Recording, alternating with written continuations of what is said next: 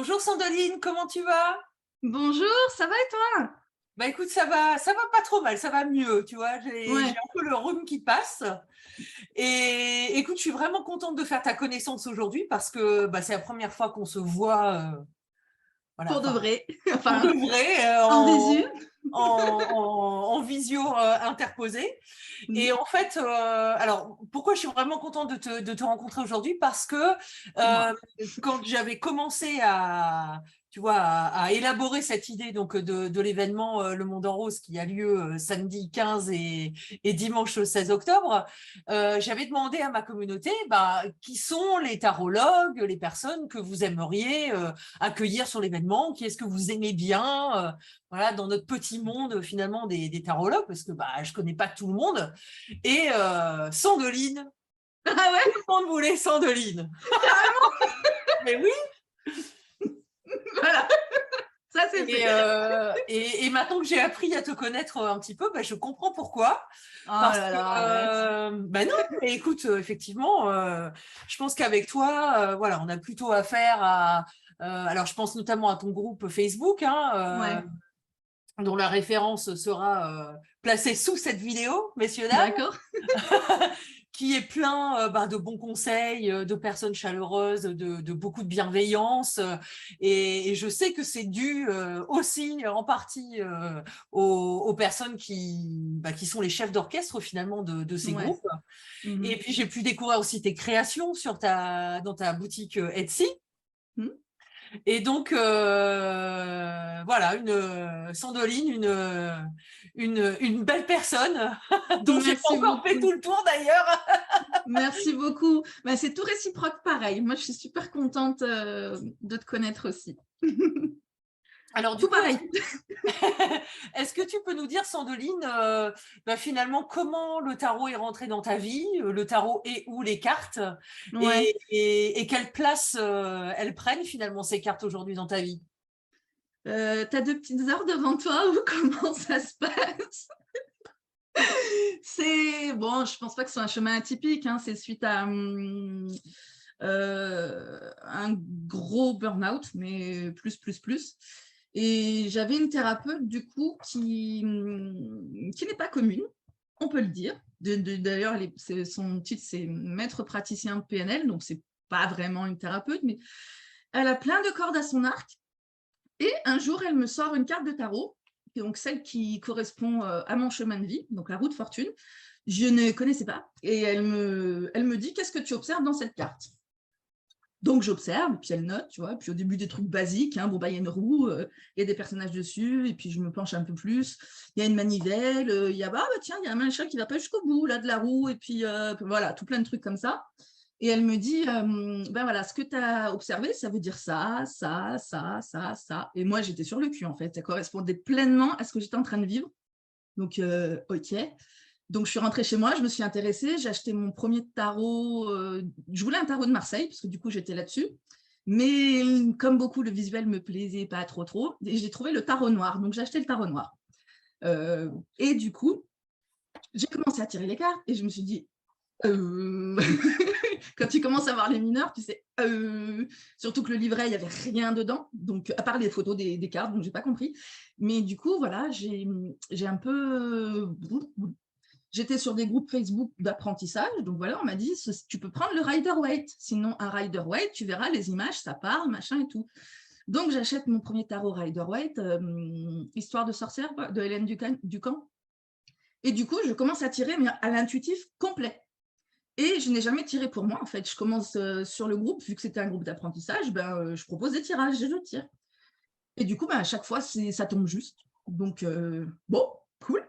Et voilà, au gré du truc, je pars faire un autre profil, parce que voilà, c'était un monde qui m'appartenait, que j'avais envie de faire. Voilà. J'intègre ce groupe dans lequel je suis aujourd'hui. Puis à force de proposer des trucs, des machins, l'organisatrice est partie, elle m'a dit, je te lègue le groupe. Oh, mais donc, il y a Franck aussi qui était là depuis un petit moment, et après, on a recruté Sonia. Donc, très belle équipe, que je remercie d'ailleurs, parce que c'est vrai qu'ils font un travail formidable aussi. Tu parlais de la bienveillance, on s'y attache vraiment. C'est-à-dire le moindre petit mot qui pourrait déraper, clac. Donc voilà, ça a fait comme ça. Et puis un beau jour, on m'écrit pour me demander combien sont mes consultations, tout ça. Je fais, alors je commence à écrire, je fais pas de consultation, machin, et puis thérapeute, enfin les exercices, tout ça. Alors, mes tarifs de mes consultations sont de temps. Mais oui, puisqu'après tout, là, c'était servi sur un plateau. On te demandait, voilà, comment est-ce que je peux, d'une certaine manière, vous rétribuer ou vous remercier pour ce service que vous allez me rendre. C'est ça, tout à fait. Puis j'avais eu plein d'autres trucs aussi. Hein. À ce jour-là, on m'avait offert 5 jeux de cartes, enfin plein de trucs. J'avais rien demandé. Les cartes sont entrées dans ma vie, quoi. Du coup, je fais ma consultation. Bon, je demande un prix dérisoire, bien sûr, parce que je ne me rends pas compte du truc. Et puis, il y a d'autres personnes qui viennent comme ça. Et puis, au gré des trucs, ma chaîne YouTube, mon machin. Et puis tu devrais. Et puis, les créations, voilà, c'était pas du tout la spiritualité. C'était des boucles d'oreilles, des bracelets, des boîtes de déco, machin. Et puis, on me demande, tu ferais des boîtes pour mes cartes? Bah ouais, allez, on fait des cartes, enfin des boîtes. Et puis un jour, tu fais des repose-cartes? Ça dépend, c'est quoi un repose-carte? Du coup, on m'explique. Je ne trouve pas le support sur Internet. Je dis, moi, je suis comme ça. Hein, je vais trouver, moi, je vais te le faire. J'achète la planche, je découpe, je machin et tout, je fais. Puis après, ce serait bien aussi de faire des planches de tirage, et puis des runes, et puis machin. Et voilà, du coup, voilà. Et puis voilà, je crois que c'est à peu près tout. Oui, l'enseignement aussi. Là, je suis en train de constituer des cours, donc ce sera des cours, mais very interactifs, tu vois, pas juste je fais une vidéo préenregistrée. Là, je veux des trucs où tout le monde participe, ou vraiment, parce que je trouve que c'est le meilleur moyen pour intégrer. Et donc, pareil, vu que j'étais sur le groupe et que j'ai la fibre enseignante, je voulais être prof avant. Du coup, je propose des exercices, plein de trucs. Il faut, t'expliques bien, machin, quand est-ce que tu donnes des cours? Donc voilà, je suis partie sur des cours. Parce que c'est vrai que je ne considère pas avoir la méthode, mais quand je vois à chaque fois sur le groupe des gens qui galèrent parce qu'ils sont là en mode, donc ils achètent leur jeu de cartes, ils ne comprennent rien, ils essayent avec le livret, ils ne comprennent rien, ils achètent des ouvrages, ils ne comprennent rien, parce que forcément l'ouvrage, tu essaies de le lire dans l'ordre tout d'un coup, tu ne comprends rien. Et moi, je dis, mais je n'ai pas vécu cette galère d'apprentissage des cartes en fait. J'ai l'impression d'avoir pris les choses dans l'autre sens. Et j'ai jamais galéré à prendre les cartes. Donc, du coup, je me dis, peut-être qu'il faudrait que j'essaie de transmettre ma technique. Ça pourrait peut-être servir. Voilà. Mais tu as tout à fait raison. J'y ai pensé en fait quand tu racontais ça et quand tu as dit voilà, j'ai eu mes premiers tarots et puis rapidement je suis allée sur les groupes d'apprentissage et puis comme il s'agissait d'apprendre à tirer les cartes, et j'ai tiré les cartes pour les autres. Ça c'est très très très atypique en fait comme parcours. Ben oui. Le parcours, effectivement, c'est plutôt je suis un ermite dans ma grotte qui emmagasine des tonnes et des tonnes d'informations via des bouquins, les sites internet, etc.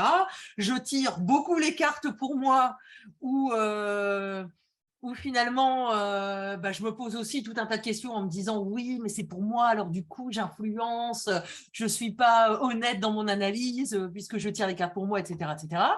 Et la confiance en soi pour arriver à tirer pour les autres, qui est finalement un peu l'ultime saut en parachute. Enfin, ben oui. tu vois, pour mes élèves, c'est comme ça que je le ressens en fait. Mais c'est eux-mêmes la façon dont ils en parlent, quoi. C'est vraiment ce saut dans l'inconnu de tirer les cartes pour une personne inconnue. Et qui est quand même, j'ai envie de dire, la quintessence de l'activité d'un tarologue, hein, c'est de tirer les cartes pour quelqu'un. Mais alors, de t'entendre dire que c'est ce que tu as fait comme ça, spontanément et en premier, chapeau, quoi. Je sais pas, ça me semblait. En plus, le groupe où j'étais, il y avait souvent des propositions de je vais tirer les cartes, machin et tout. Alors, évidemment, tu es envahi de demandes, mais tu vois les gens, en fait, ils sont là pour s'entraîner. Mais quand tu dis tirer les cartes pour soi, moi, j'ai jamais pu tirer les cartes pour moi. C'est comme tu dis, on se connaît, donc on part dans des trucs. Et je vois sur mon groupe, parce que c'est aide à l'interprétation, des gens, des fois, ils partent sur des interprétations. Tu fais, mais c'est ce que tu as envie de voir dans les cartes, parce que là, ça dit pas du tout ça, en fait. Tu vois, c'est comme tu te connais, du coup, tu le perçois comme ça, mais rien à voir, en fait. Et du coup, c'est ça qui enrichit aussi. Et du coup, voilà. Puis non, pour moi, j'ai jamais pu, en fait. Et du coup, c'est pour ça que je me dis, mais sur mon groupe, on n'a pas de personnes qui tirent les cartes quasiment. Des fois, je lui dis, mais vas-y, propose-toi. Mais on est là pour apprendre. Tu le dis, je suis débutante, je fais 3 tirages, pas 18. En plus, nous, la règle, c'est qu'il faut absolument que ce soit en commentaire, il faut absolument qu'il y ait un retour pour que les gens puissent participer aussi au truc, parce que du coup, tu as le retour de la personne qui est en face et tu as le retour d'une personne qui lit les cartes. Donc, il peut te dire, non, c'est pas vraiment ça, mais moi, connaissant ma vie et connaissant la carte, ce serait plutôt ça dedans. Et c'est comme ça que tu apprends. Bien C'est sûr. en forgeant qu'on devient forgeron. Absolument, Donc, absolument. Et je dis toujours, c'est de toute façon, ce sont les consultants qui font le tarologue. Comme un peu, oui, c'est le bébé qui fait la maman, quoi. C'est-à-dire oui, que c'est parce que tu vas tirer les cartes pour des personnes que tu vas, voilà, petit à petit, pouvoir dire je suis tarologue. Alors, voilà. tarologue amateur ou tarologue professionnel, pour moi, ça fait pas de différence, quoi. Mais d'avoir ce niveau de maîtrise suffisant pour dire voilà, je sais tirer les cartes. Est-ce que tu veux que je te tire les cartes? Tiens, si je te tire les cartes. Ouais. Moi, par contre, je ne le fais pas du tout en direct, tu vois, c'est impossible, quoi. Ça me... Avec les copines des voix qui me disent, tu me tires les cartes? Ouais, et du coup, je tire la carte, mais il n'y a rien qui me vient, tu sais, genre, il y a marqué confiance en soi dessus, c'est, du coup, confiance en soi, donc, faut que tu aies confiance en toi, puis la confiance, en fait, du coup, tu vois, c'est en mode, Ah oui, de donc mon tu as côté, ça va besoin bien. de. Toi, tu travailles en asynchrone. C'est-à-dire que Oui, tu vas tirer, enfin, tu vas prendre la problématique de la personne, lui faire son tirage, prendre le temps de l'interpréter oui. et ensuite faire une restitution. C'est ça? Voilà, je fais un compte-rendu écrit, en général. Donc D'accord. après, tout ça, c'est noté sur mon site, donc comme ça, les gens le savent. Et je leur dis aussi, en plus, ça me demande du temps de faire la reconstitution écrite, mais ça leur permet d'avoir un support qu'ils peuvent lire quand ils ont envie de le lire, tu vois, Mhm. pas entre deux biberons ou une pause entre deux moments de travail, et relire s'ils ont envie, intégrer. Et puis après, bien sûr, je reste à disposition. Mais oui, je fais tout par écrit. L'échange d'avant aussi se fait par écrit. On me pose les questions par un formulaire. Si j'ai besoin de précision, c'est par écrit. Et c'est au moment, je le mets aussi, hein, c'est au moment où que je trouve le plus important pour pouvoir établir la connexion, hein, avec des guillemets, parce que, bon, voilà. Puis au moment où je sens, parce qu'il y a des moments où, non, c'est pas le moment. Puis il y a des moments où ça démange les mains, c'est là, c'est Mhm. maintenant. Mhm. Donc, du coup, voilà, je leur dis, ça passe très bien comme ça, hein. Donc, c'est pareil, c'est les gens qui sont paniqués de faire les tirages, mais je ne saurais pas quoi dire, mais tu n'es pas obligé de le faire en direct, cocotte. Mhm. Enfin, cocotte, coco aussi, mais enfin, voilà. Je voudrais, comme je dis sur mon groupe, mais le dire à plusieurs personnes, qu'il n'y a pas une manière de faire, parce qu'en plus, je vois que cette manière panique les gens, qu'il y a une autre manière de faire, que moi, j'ai eu l'impression de faire et qui me semble bonne. En tout cas, elle a fonctionné pour moi. Donc, pareil, je n'ai pas appris la théorie en premier. J'ai commencé à lire les cartes, et puis en voyant des choses qui revenaient dans certaines cartes, qu'est-ce que ça veut dire ça? Donc, je vais me renseigner sur la théorie, et puis c'est intéressant de plus en plus, donc tu vas en chercher d'autres, etc. Mhm. Mais moi Mais aussi, oui, je trouve que j'ai c'est pas mieux. mal tiré les cartes en asynchrone quand j'avais encore mon travail salarié, en fait. C'est vrai que du coup, ça me permettait de faire des tirages et d'honorer aussi le travail que j'avais à faire de 8 à 18, 19. Mais Pauvre. et je pense qu'il y a finalement il y a une demande et il y a un public entre guillemets pour les deux manières de travailler. Oui, Il y a des gens qui ont envie d'être reçus dans ce qui pourrait s'apparenter à un cabinet ou oui, enfin ça peut être un bout de table de cuisine. C'est pas bah oui, tout à fait. c'est pas mais voilà ils ont envie d'être accueillis, voilà d'être en face à face avec la personne ou d'être en visio. Et puis, je pense qu'il y a d'autres personnes qui sont contentes aussi, oui, comme tu le dis, de se poser, de lire ce qu'on a à leur dire, de pas être non plus dans cette immédiateté Oui. je vais scruter leur réaction, ou tu vois, Oui, enfin, moi, c'est ça qui me gêne, tu vois. C'est genre, tu sors la carte de la mort ou le diable, et ça va être. Ou alors, ils ont vraiment des attentes dans les cartes. Donc, tu vas sortir, je sais pas, c'est une situation amoureuse, tu vas sortir l'amoureux. Non, attends, calme-toi. Tu vois, c'est des trucs, ça t'influence en plus. Donc, tu vois la réaction de l'autre, forcément, tu pars dans un sens ou dans l'autre, quoi. Moi, je sais que je peux pas. Je peux pas. C'est comme ça. Mais c'est vrai qu'il y a des clients à qui ça ne convienne pas. Et puis, d'autres qui m'ont dit, j'ai une consultante au début qui est revenue un an après. Donc, déjà, maintenant, c'est passé à tant d'euros. Oui, oui, c'est normal, je comprends. OK. Et je lui fais le compte rendu, tout ça. Ah, c'est top, c'est vraiment super, c'est vraiment. Voilà quoi. Et puis, je ne mets pas les photos des cartes aussi, du coup. Parce que voilà, c'est des profanes. Donc, ils savent. Après, quand c'est des copines du groupe ou des choses comme ça, je lui dis, tu veux voir les cartes puisque toi, tu connais les cartes et tout. Mais sinon, non. Si c'est pour que tu vois la mort, le diable, le machin, et que tu te dises, t'inquiète. Alors justement, on parle de cartes, on parle de ce langage visuel et d'une certaine façon, ça va être l'objet de ta conférence pendant Le Monde en Rose, puisque tu vas nous parler, alors donc déjà ce sera le samedi 15 Ouais, de 14h à 15h30 et ouais, tu vas nous parler des couleurs ouais, dans le tarot, enfin plus largement dans les cartes, on va dire, hein, donc ouais. les couleurs et la cartomancie. Et alors je me demande du coup, est-ce que c'est aussi en lien avec ton appétence pour les arts plastiques, pour voilà, pour ce que tu fais dans ta boutique, d'où ça te vient cette soif de couleurs? Alors, tout est lié. Il y a un truc de ouf. C'est pour ça que je te dis, tu n'as pas 2 heures. En fait, oui, j'ai commencé à peindre. Je ne sais pas jusqu'où il faut que je remonte. En fait, j'ai toujours écrit dans ma vie. J'ai toujours eu besoin d'artistique. Donc, je faisais de la musique, je composais des chansons. Plus jeune, je composais, j'écrivais des chansons. Plus jeune, c'était des poèmes. Après, il y a eu Et à un moment donné, je me suis trouvée à court de mots. Et j'avais l'impression que tout était dit. Du coup, j'ai besoin de l'exprimer autrement. Donc, c'est parti dans la peinture. Dessin, peinture.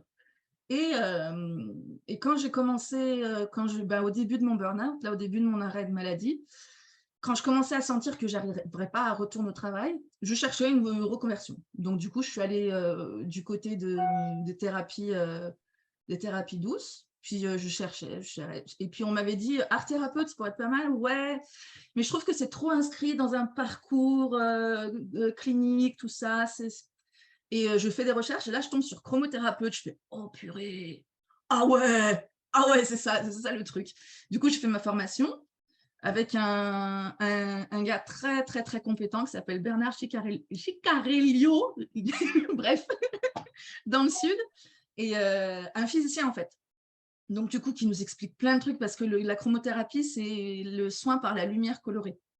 Et là, tu te dis, mais comment c'est possible? Et il t'explique plein de trucs sur les ondes magnétiques, électromagnétiques, les longueurs d'onde, les machins, tout ça. Et moi, qui n'avais jamais rendu autre chose qu'une copie blanche en physique, J'allais dire, ça avait l'air assez scientifique, cette histoire, quand ouais, même. et ben, je me mets à m'intéresser à la physique quantique, dis donc. Tu vois? Et à comprendre plein de trucs et à me dire, waouh, c'est trop incroyable. Et du coup, pour savoir quelle couleur on va projeter sur la personne, ben, en amont, il faut savoir, faut faire une analyse psychologique des couleurs. Parce que du coup, c'est un dysfonctionnement énergétique, hein, comme toutes les thérapies énergétiques. Donc, pour savoir quelle longueur d'onde on va envoyer. Et du coup, on a toute une partie aussi psychologie des couleurs. Donc, tu me demandes aux gens quelle couleur ils aiment, quelle couleur ils n'aiment pas, dans quel ordre ils vont mettre. Parce qu'en soi, j'aime telle couleur, ça ne veut rien dire. Mais j'aime pas celle-ci, j'aime bien celle-ci, et celle-ci pas du tout. Puis celle-ci aussi, ça va. Et ça veut dire quelque chose. Et du coup, en étant dans la cartomancie, je me suis dit, il faut que je fasse le lien un jour, c'est pas possible. Et donc, tu m'as contacté, je me suis dit, c'est le moment de le faire. et je me suis dit, jusqu'à pas longtemps, je ne savais pas trop de quoi j'allais parler. Hein. Je commence à rédiger ma conférence. Moi, c'est toujours au dernier moment, de toute façon. Hein. Je me couche, je demande aux muses, dites-moi ce que je dois dire, et puis à un moment donné, ça vient, je balance tout. Ça m'est venu quand tu avais fait l'interview avec Ethan Moore. Il me semble que c'était Ethan Moore. Et vous parliez de trucs avec lesquels je suis complètement OK, quand dans les bouquins, ils étudient les petits détails. Là, moi, j'étais sur un bouquin où on comptait le nombre de traits dans le pli de la robe, du machin et tout. Et toi, tu ne l'as pas dit comme ça, tu dis c'est quand ils étudient la couleur de la chaussure, du machin et tout. J'ai fait oh, j'imagine pas à quel point ça peut compter.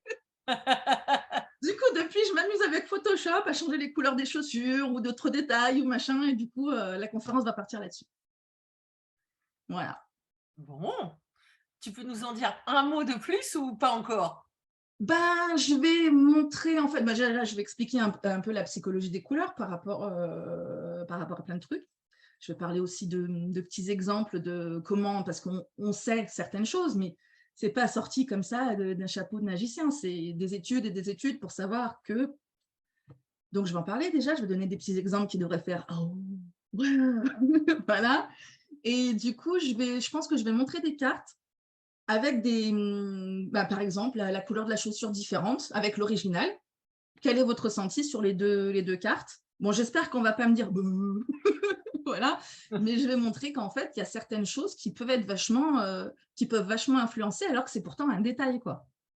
et qui vont influencer le ressenti et l'étude du truc. Et voilà, parce qu'à l'époque médiévale du tarot de Marseille, il y avait certaines couleurs qui étaient utilisées pour certaines choses. On ne pouvait pas tout fabriquer comme couleur non plus à cette époque-là. Plein de trucs comme ça. Et du coup, après, je vais embrayer pour dire, ben voilà, la magie des couleurs. Bon, bah écoute, moi j'attends ça avec impatience, parce qu'effectivement, je fais plutôt partie de l'équipe qui, bon, se prend la tête sur la couleur de la pantoufle de l'impératrice dans le tarot de Marseille, version converse, si tu veux. C'est moyennement mon kiff tarologique, mais en fait, c'est moyennement mon kiff tarologique parce que je vois que ça empêche les personnes d'utiliser le tarot et de tirer les cartes, en fait. Voilà, c'est ça. Oui. Après, une fois qu'on a passé ce cap, comme tu l'as très justement expliqué, hein, où finalement on est parti à l'intuitif et puis on construit sa connaissance du tarot presque, on disait presque tout à l'heure à l'envers, mais pour Oui. nous, en fait, c'est à l'endroit. Mais disons qu'à partir du moment où le fait de se dire bah, j'ai pas beaucoup de connaissances théoriques, ça ne me bloque pas dans le fait que je vais expérimenter, je vais tirer les cartes. Moi, après, effectivement, on peut débattre de la couleur de la pantoufle jusqu'à demain matin, il n'y a pas de souci. Mais il ne faut pas se dire il faut que j'ai toute cette connaissance ésotérique pour pouvoir tirer les cartes. Tout à fait. Là, dans le côté, parce que les gens, ils mentalisent en fait. Pourquoi les chaussures je ne sais même plus en tête, du fou sont rouges, je ne sais plus, c'est jaune, je crois, enfin bref, je ne sais plus. Et du coup, ils ne se disent pas ça. Mais par contre, c'est un choix inconscient. Comme de se mettre un haut bleu le matin, c'est un choix inconscient qui révèle des choses. Oui, c'est pour ça que je te dis bleu.